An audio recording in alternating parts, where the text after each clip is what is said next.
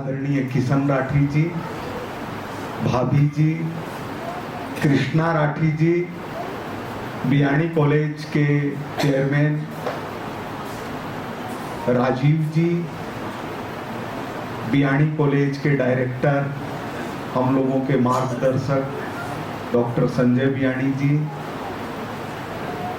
मुंबई से आए अशोक डागा जी,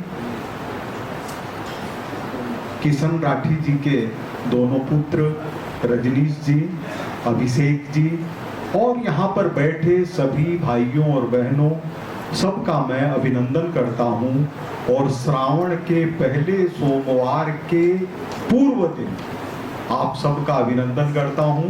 गोविंद देव जी की नगरी के अंदर भगवान विश्वनाथ शिव शंकर का स्मरण करके आपको नमन करता हूँ। आज किशन राठी जी की पुस्तक अनकहे एहसास का लोकार्पण हुआ है। अनकहे एहसास एक पुस्तक नहीं है, एक भावना का प्रवाह है। जैसे यह संजोग है कि किशन राठी जी और श्रीमती कृष्णा राठी जी, नाम आपने नहीं रखा है, ये प्रभु का संजोग है। अटल जी के पिताजी थे, उनके नाम में कृष्ण आता था और उनकी माता के नाम में कृष्णा आता था। तो उसी तरह का कोई अद्भुत संयोग है। भगवान करे जैसे अटल जी लोकप्रिय हुए, वैसे ही रजनीश जी और अभिषेक जी अपने क्षेत्र के अंदर लोकप्रिय हों, आगे बढ़े।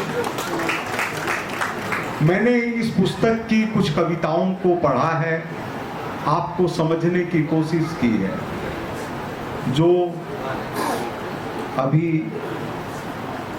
आई थी, जिन्होंने बड़े पापा को शुभकामनाएं दी, उन्होंने एक बात कही।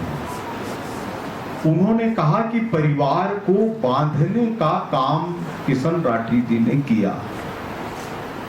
किशन राठी जी के जीवन का जो संपूर्ण उद्देश्य है, जो इन्होंने अपने पिताजी श्रीमान रामदास जी राठी से ग्रहण किया, वो यही था कि परिवार को किस तरह से बांधे रखा जाए, जो आपने स्वीकार किया है। और इस रूप में हमको मनुष्य योनि के अंदर जो जन्म देने वाले माता पिता हैं, उनकी जो इच्छा आपसे थी, जो उनको कामना थी कि मेरा बेटा बड़ा होकर के यह काम करे, आपने उनकी आत्मा को संतृप्त करने का काम किया है। इसलिए हम सब आपका अभिनंदन करते हैं। इस कविता संग्रह के अंदर क्या है? इस कविता संग्रह के अंदर है अपने माता पिता के प्रति समर्पण। माता पिता के प्रति समर्पण,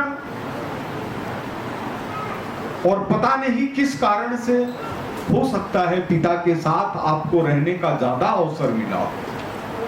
आपके गुरु आपके पिता हैं, आपके भगवान आपके पिता हैं, आपके मार्गदर्शक आपके पिता हैं, आपके पथ प्रदर्शक आपके पिता हैं, और समय समय के ऊपर आपको कठिन रास्ते से बाहर निकालने का काम और प्रेरणा देने का काम आपके पूज्य पिताजी रामदास जी राठी ने किया है।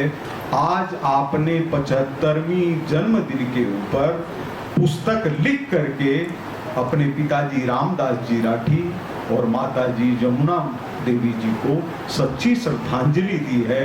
ये आपने केवल अपना जन्मदिन परिवार के सहयोग से नहीं मनाया है, बल्कि आपने अपने पूर्वजों को श्रद्धांजलि देने का काम किया है।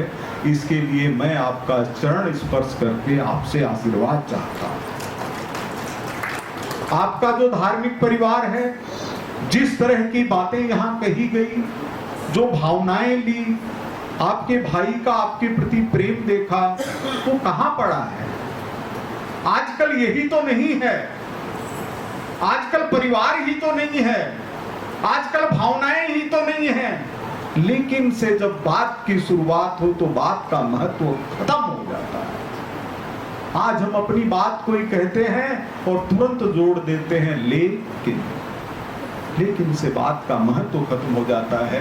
और आपने जो ये प्रस्तावना इसके अंदर लिखी है, इसमें कहीं भी लेकिन नहीं है।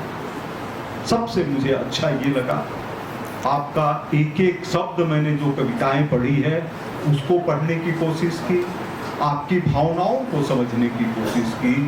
इस जीवन के अंदर मनुष्य योनि जो 84 लाख जन्मों के बाद प्राप्त होती है, इसके अंदर एक ही चीज हमने सीखा है हमारी भारतीय संस्कृति से कि जो देव ऋण, गुरु ऋण और मातृ पितृ ऋण से मुक्त होने का प्रयत्न करते हैं, उनका ही मनुष्य होना सार्थक है।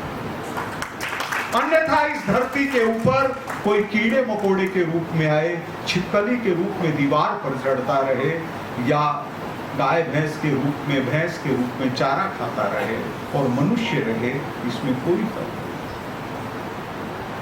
बोलने के लिए वाणी चाहिए, चुप रहने के लिए विवेक चाहिए, और समय के ऊपर विवेकपूर्ण तरीके से अपनी बात कहा जाए, उसके लिए श्री किशन राठी जी जैसा व्यक्ति।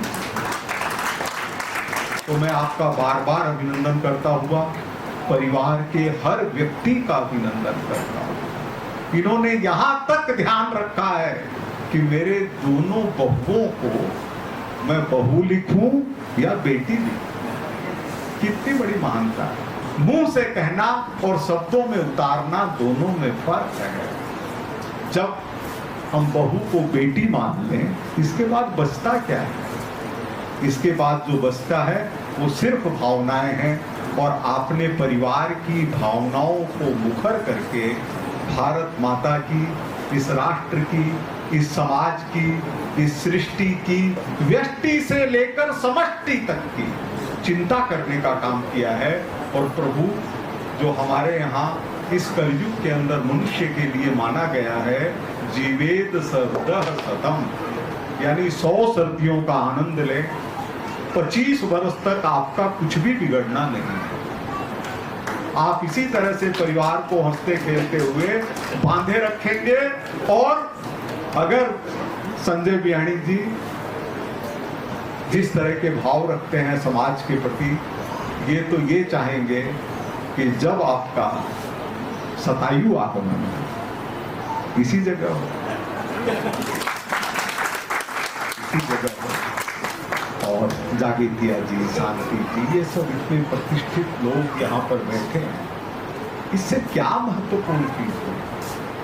अगर निष्कलंक लोगों का समूह आपका आज अभिनंदन कर रहा है, तो जीवन की इससे बड़ी क्या उपलब्धि है?